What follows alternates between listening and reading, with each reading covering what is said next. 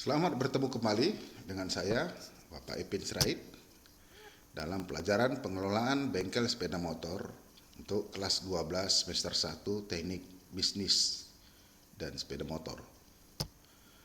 Ya, untuk pertemuan ke-8 ini, materi kita udah masuk ke bab keempat, membahas tentang Undang-Undang Ketenagakerjaan bagian pertama.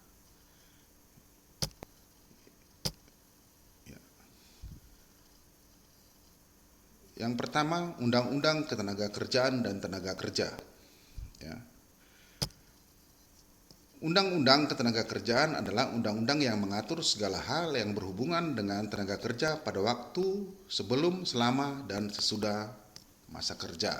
Jadi undang-undang ini adalah undang-undang yang mengatur hubungan tenaga kerja pada waktu sebelum, sebelum artinya sebelum kita menjadi seorang pekerja, dan selama menjadi seorang pekerja, dan sesudah masa kerja, atau baik itu setelah kita masa kerja itu bisa disebut pensiun, bisa juga disebut pemutusan hubungan kerja. Jadi mekanismenya sudah diatur dalam Undang-Undang Ketenagakerjaan dan Tenaga Kerja. Menurut Undang-Undang Nomor 13 Tahun 2013, Bab 1 Pasal 1 dan 2, definisi tenaga kerja adalah setiap orang yang mampu melakukan pekerjaan guna menghasilkan barang dan atau jasa, baik untuk memenuhi kebutuhan sendiri dan masyarakat. Jadi tenaga kerja, saya ulangi, tenaga kerja adalah setiap orang yang mampu melakukan pekerjaan guna menghasilkan barang dan atau jasa, baik untuk memenuhi kebutuhan sendiri dan masyarakat.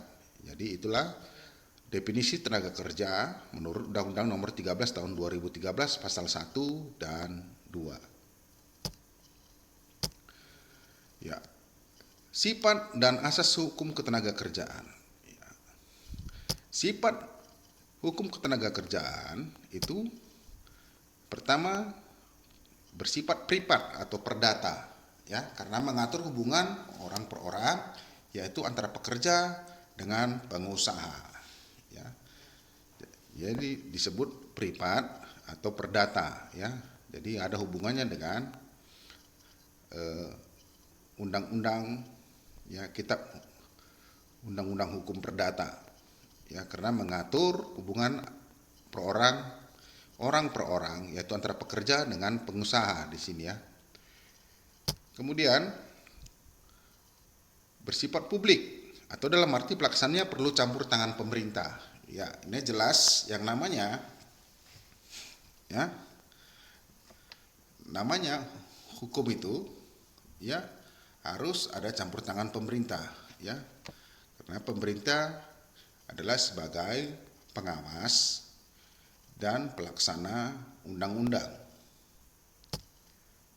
Kemudian hukum itu bersifat imperatif atau memaksa. Sebenarnya sifat hukum itu ada tiga secara umum sifat hukum itu ada tiga, mengatur, memaksa, dan melindungi. Tapi di sini dalam Undang-Undang Ketenagakerjaan sifatnya memaksa, artinya hukum harus ditaati secara mutlak dan tidak boleh dilanggar. Contohnya pasal 42 ayat 1 Undang-Undang Nomor 13 Tahun 2003 mengenai izin penggunaan tenaga kerja.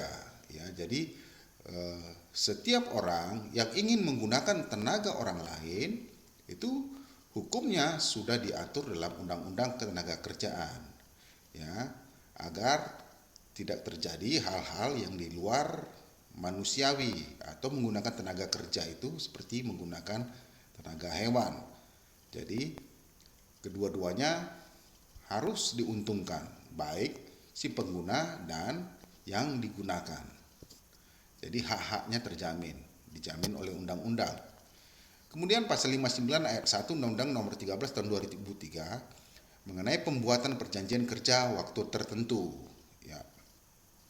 Jadi dalam pasal 59 ini diatur tentang perjanjian kerja dalam waktu tertentu. Waktu tertentu itu yang dianggap adalah waktu masa produktif seorang bekerja, dan diatur juga mengenai bagaimana proses terjadinya pemutusan hubungan kerja. Kemudian yang asas hukum ketenaga kerjaan itu pembangunan ketenaga kerjaan berdasarkan Pancasila dan Undang-Undang Dasar 1945, ya, atau tercantum juga di pasal 2 Undang-Undang Nomor 13 tahun 2003, ya. Kemudian pembangunan ketenaga kerjaan atas asas keterpaduan melalui koordinasi fungsional lintas sektoral pusat dan daerah, atau pasal 3 Undang-Undang Nomor 13 tahun 2003. Artinya di sini Undang-Undang ketenaga kerjaan juga, ya, itu dibuat melalui koordinasi fungsional lintas sektoral pusat dan daerah. Artinya, ya, undang-undang yang dikeluarkan secara nasional itu berlaku di seluruh daerah, dan undang-undang yang dikeluarkan oleh daerah hanya berlaku di daerah tersebut. Makanya ada istilah UMP, upah minimum provinsi. Ya, upah minimum provinsi itu hanya berlaku di provinsi itu, tidak berlaku di provinsi lain. Contohnya, upah minimum provinsi di Sumatera Utara berbeda dengan upah minimum provinsi di Jakarta, ya. Dan begitu juga ada istilahnya UMR, upah minimum regional, ya, secara region, ya. Itu artinya upah yang menggunakan perbandingan upah yang sama dengan di beberapa daerah secara region, misalnya Subaksel, Sumatera bagian selatan berbeda dengan Sumatera bagian utara, ya. Jadi semua undang-undang yang dibuat asas hukumnya itu tetap asas hukum tertinggi menurut hierarki undang-undang di Indonesia, ya. Hierarki di undang-undang di Indonesia itu harus semuanya mengacu kepada hukum yang tertinggi, yaitu Undang-Undang Dasar 1945, ya. Jadi undang-undang yang dibawanya itu harus selalu disesuaikan dengan berpedoman kepada undang-undang yang tertinggi. Jadi urutan undang-undang itu, hierarki undang-undang, ya, di Indonesia itu yang tertinggi itu adalah Undang-Undang Dasar 1945, yang kedua TAP MPR, yang ketiga peraturan pemerintah pengganti undang-undang atau Perpu, yang keempat undang-undang itu sendiri seperti Undang-Undang Ketenagakerjaan, yang kelima Perpres atau peraturan presiden, yang keenam baru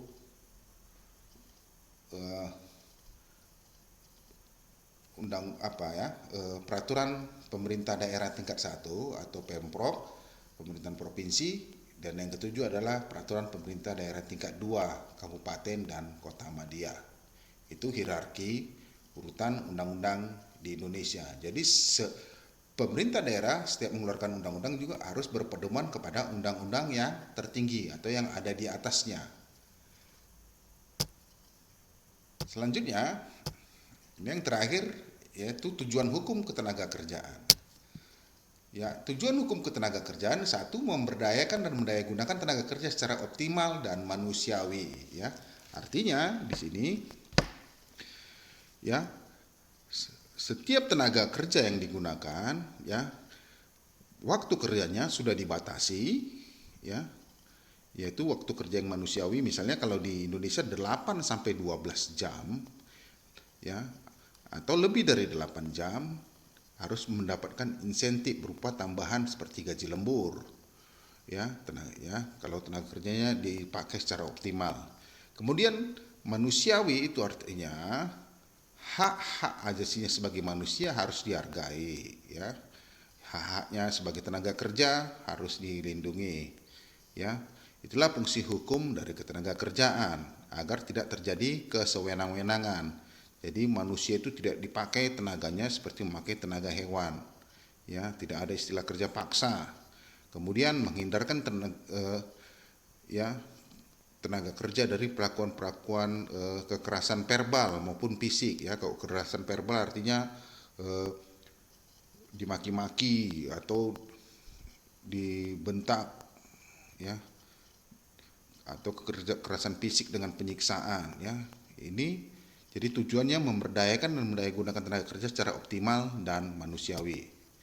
Kemudian mewujudkan pemerataan kesempatan kerja dan penyediaan tenaga kerja sesuai kebutuhan pembangunan nasional dan daerah. Itu mewujudkan pemerataan kesempatan kerja artinya, ya, pemerintah juga membuka dan menyediakan lapangan kerja, ya, sebanyak-banyaknya agar seluruh rakyatnya memperoleh kesempatan yang sama dalam memperoleh pekerjaan, ya, atau tempat untuk mencari nafkah. Kemudian contoh lainnya, pemerintah juga mengeluarkan aturan-aturan atau regulasi mengenai penerimaan tenaga kerja, baik melalui aturan-aturan khusus, persyaratan khusus, misalnya batasan usia dan kualifikasi tenaga kerja, ya, misalnya tingkat pendidikan dan keahliannya, ya, disesuaikan dengan kebutuhan. Kemudian yang ketiga, memberi perlindungan kepada tenaga kerja dalam mewujudkan kesejahteraan, ya, artinya dalam mewujudkan kesejahteraan di sini pemerintah mengatur mengenai upah tenaga kerja, ya, kemudian mengenai insentif dan hari libur. Semua hak-hak itu undang-undang ini untuk melindungi pengusaha dan tenaga kerja. Jadi terjadi balance atau keseimbangan. Jadi sama-sama menguntungkan. Jadi tidak ada yang satu diuntungkan, satu dirugikan. Jadi itulah fungsi dari tujuan hukum ketenaga kerjaan. Jadi yang keempat, yang terakhir, meningkatkan kesejahteraan tenaga kerja dan keluarga yang berkaitan dengan peningkatan pendapatan, gaji, dan jaminan yang didapat oleh tenaga kerja. Ya, di sini hukum tenaga kerja juga, ya, membantu meningkatkan kesejahteraan tenaga kerja. Ya, tadi penentuan upah tadi, upah minimum regional maupun upah minimum provinsi itu ditentukan oleh pemerintah disesuaikan dengan tingkat daya beli di daerahnya. Jadi di daerah itu daya beli itu berbeda-beda, ya. Jadi tingkat kehidupan sosial ekonomi di suatu daerah itu berbeda-beda, makanya tingkat pengupahan pun berbeda, ya, tergantung kondisi geografisnya dan geoekonomi dan politiknya.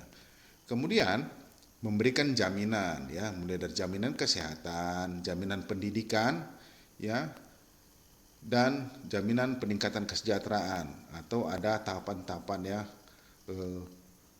upah itu tidak permanen, dia harus fleksibel, ya, setiap tahun mungkin bertambah bukan malah berkurang. Jadi itu sudah diatur oleh pemerintah melalui regulasi dan dikeluarkannya undang-undang, ya, Undang-Undang Ketenagakerjaan tahun 2003 dan revisi 2013. Jadi materi kita hari ini cukup sampai di sini.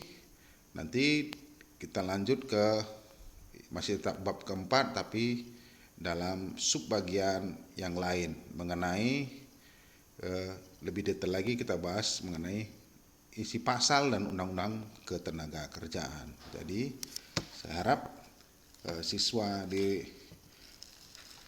rumah bisa mengerti dan memahaminya. Sampai jumpa lagi, sekian dan terima kasih.